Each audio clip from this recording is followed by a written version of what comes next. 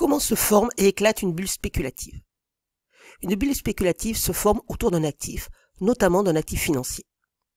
Un actif financier est un élément de patrimoine qui va d'abord donner des droits à percevoir des revenus, ensuite donne la possibilité d'un gain en capital à la revente de l'actif.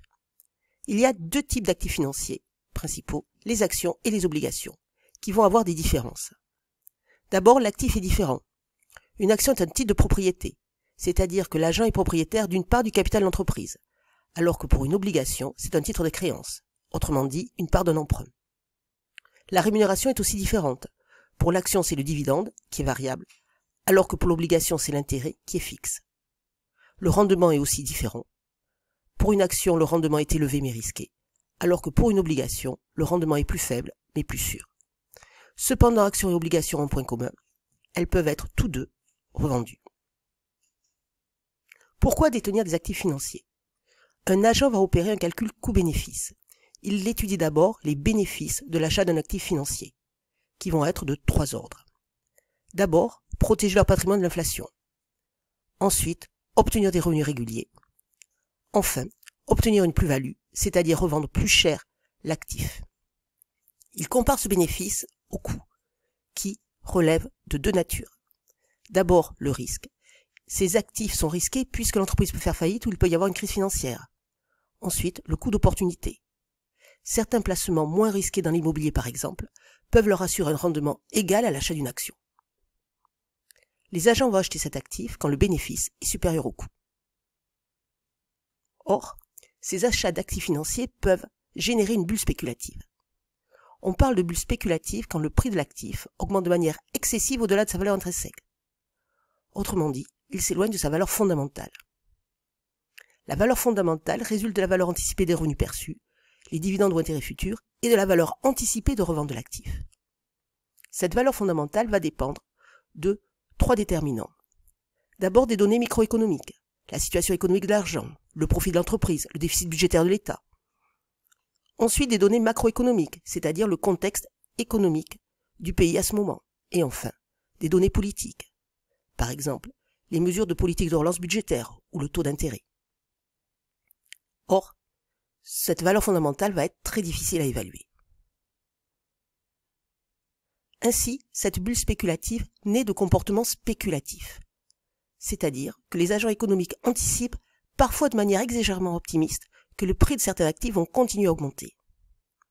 Et donc, ils investissent dans ces actifs pour les revendre plus cher, ce qui entraîne une augmentation de la demande et qui leur permet aussi de faire un profit. Comment va donc se former et exploser une bulle spéculative? Cette bulle spéculative va se développer et exploser en suivant 4 étapes. La première, la préparation de la bulle. Les agents ont confiance dans la santé de l'économie et ils ont l'espoir de profit pour un produit jugé innovant.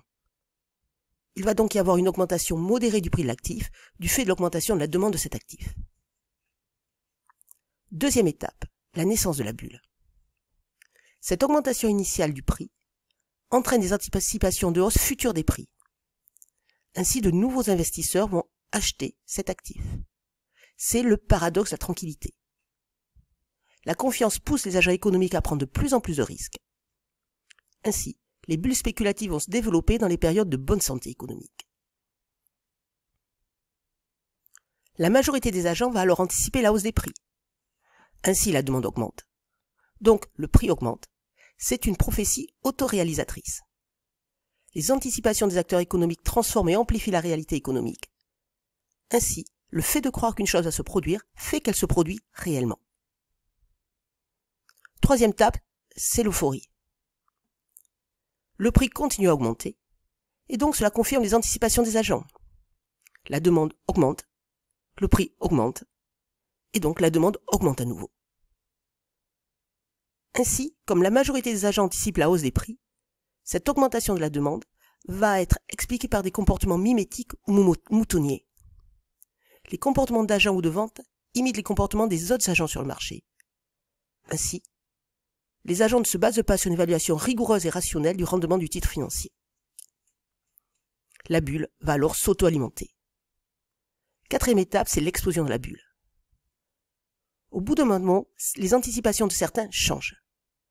Ainsi, la bulle explose. C'est dû à un événement déclencheur imprévu. Des espoirs de croissance en baisse, ou bien une augmentation du taux d'intérêt directeur. Dans ces conditions-là, c'est la panique. Les agents vendent leurs actions, ce qui entraîne une baisse des prix. Cette explosion va avoir des conséquences sur l'économie réelle. En effet, l'éclatement de la bulle va impacter d'autres agents, les banques qui avaient prêté aux acheteurs d'actions, qui vont alors réduire le financement des agents. Dans ces conditions, il va y avoir des difficultés pour les entreprises de financer leur investissement. Il y a alors une baisse de la production et une hausse du chômage.